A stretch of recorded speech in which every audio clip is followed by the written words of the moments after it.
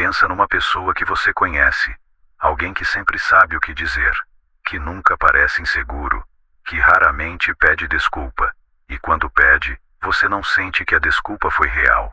Você já teve a sensação de que algo nessa pessoa não fecha, mas não conseguiu nomear o quê?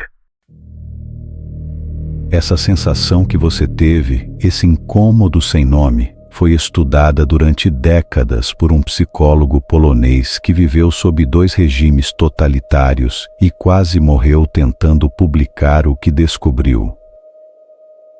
O primeiro manuscrito foi queimado minutos antes de uma batida da polícia secreta. O segundo foi enviado ao Vaticano e desapareceu. O terceiro foi escrito de memória pelo único sobrevivente, e quando finalmente chegou ao Ocidente, foi bloqueado. A pergunta que esse homem passou a vida inteira tentando responder não era sobre a Segunda Guerra, não era sobre o comunismo soviético, era sobre algo que ele observou nesses sistemas e que reconheceu com crescente horror existindo em toda parte. Porque as pessoas sem consciência chegam ao poder com tanta facilidade e porque as pessoas com consciência deixam que isso aconteça. Se um indivíduo em posição de poder político é um psicopata, ele pode criar uma epidemia de psicopatologia em pessoas que não são, essencialmente, psicopáticas. O homem se chamava Andrew Łobachewski, nasceu em 1921, cresceu sob a ocupação nazista, sobreviveu, e quando os soviéticos chegaram e trouxeram um regime diferente com os mesmos mecanismos, ele foi trabalhar em hospitais psiquiátricos onde o Estado internava quem ousava pensar diferente. Foi ali, entre os pacientes que não eram loucos e os funcionários que fingiam não ver, que o Łobachewski começou a catalogar algo que os livros de política nunca tinham descrito com precisão. Ele não estava estudando monstros, estava estudando pessoas funcionais, pessoas bem-sucedidas, pessoas que subiam na hierarquia com uma eficiência que desafiava a lógica, porque elas nunca hesitavam nas decisões que as pessoas normais hesitariam, porque não sentiam o peso que as pessoas normais sentiam. O Łobachewski chamou esse perfil de psicopatia essencial, não o assassino de filmes policiais, não o monstro com olhos de réptil, algo muito mais comum e muito mais difícil de detectar. Um ser humano que processa o mundo sem a camada emocional que, na maioria das pessoas, funciona como freio, sem remorso genuíno, sem empatia estrutural, sem o peso interior que faz uma pessoa hesitar antes de trair, manipular ou destruir quem está no caminho. E aqui está a parte que o livro deixa no ar como uma pedra no estômago. Essa ausência é invisível. Porque o psicopata essencial não tem aparência de psicopata, ele tem aparência de líder, de visionário, de alguém que sabe o que quer numa época em que todos os outros parecem perdidos. Ele usa as palavras certas, diz o que você precisa ouvir, entende intuitivamente onde estão as suas inseguranças e sabe como ocupar esse espaço, não porque se importe com você, mas porque mapeou você com uma precisão que pessoas que se importam raramente têm tempo de desenvolver. O Łobachewski não estava descrevendo uma raridade, estava descrevendo um padrão que ele observou se repetindo em cada estrutura de poder que estudou, da célula do partido ao ministério, do bloco residencial ao governo central. E então ele formulou a pergunta que nenhum político, nenhum filósofo, nenhum teólogo da época tinha feito com essa frieza clínica. O que acontece com um sistema inteiro quando esse tipo de pessoa consegue chegar ao topo?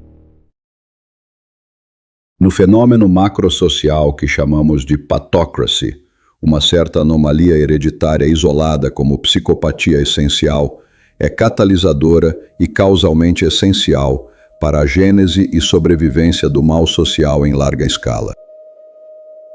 O Lobachevsky criou uma palavra para o que acontece quando um sistema político é tomado por pessoas com esse perfil: patocracia.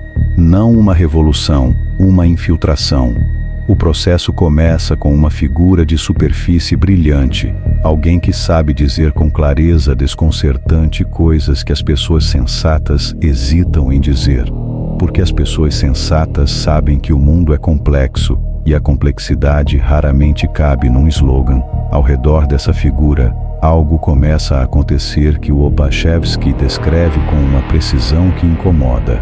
As pessoas íntegras, aquelas que têm empatia funcional e senso moral, vão saindo, resignam, são expulsas, sentem que o ambiente mudou de um jeito que não conseguem articular, e quem chega para substituir tem um perfil diferente. Não precisa de conspiração, não precisa de decreto. A patocracia opera por afinidade natural. Pessoas sem consciência reconhecem umas às outras de um jeito que pessoas com consciência raramente conseguem. Há um código tácito, invisível para quem não o usa. E aqui, o livro dá o passo que muda tudo. O passo que o Lobachevsky chamou de ciclo esteroidal. A ideia é esta: sociedades em crise desenvolvem discernimento. Quando tudo pode desabar, as pessoas aprendem a distinguir o real do falso, o confiável do traiçoeiro, a substância da aparência. É uma habilidade de sobrevivência. Mas nas épocas de conforto, e aqui a navalha do argumento aparece, essa habilidade embota. Numa sociedade que se sente segura, a verdade desconfortável começa a ser vista como falta de educação.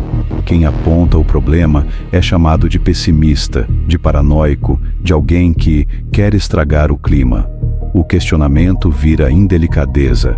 Lobachevsky escreveu isso sobre a Polônia dos anos 1970.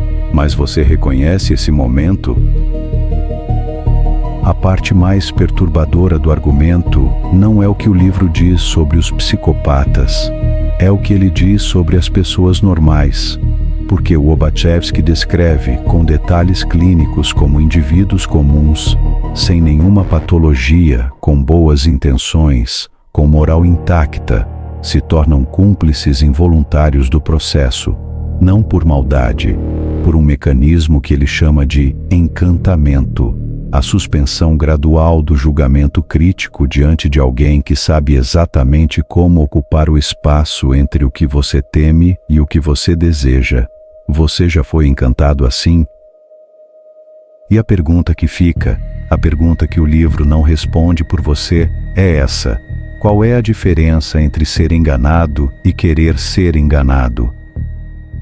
A patocracia sobrevive graças ao sentimento de estar ameaçada pela sociedade das pessoas normais. Para os governantes, permanecer no topo é o clássico problema de ser ou não ser. Lobachevsky passou décadas construindo um vocabulário científico para algo que as pessoas comuns sempre sentiram e nunca conseguiram nomear. Ponerologia, ponerogênesis, patocracia, ciclo esteroidal. Não são metáforas literárias, são tentativas de criar instrumentos de diagnóstico para uma doença que, diferente de todas as outras, não fica confinada ao corpo de um indivíduo. Ela se espalha por estruturas, por instituições, por famílias, por países inteiros. Mas existe um momento no livro em que o Lobachevsky para de descrever sistemas e fala diretamente com quem está lendo.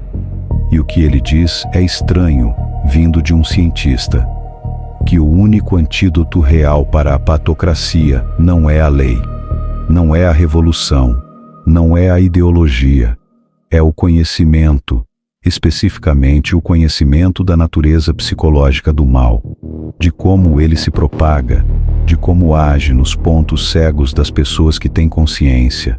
Porque enquanto esse conhecimento não existir de forma ampla numa sociedade, diz Lobachevsky, a patocracia sempre encontrará pessoas que, com as melhores intenções, abrem as portas para ela.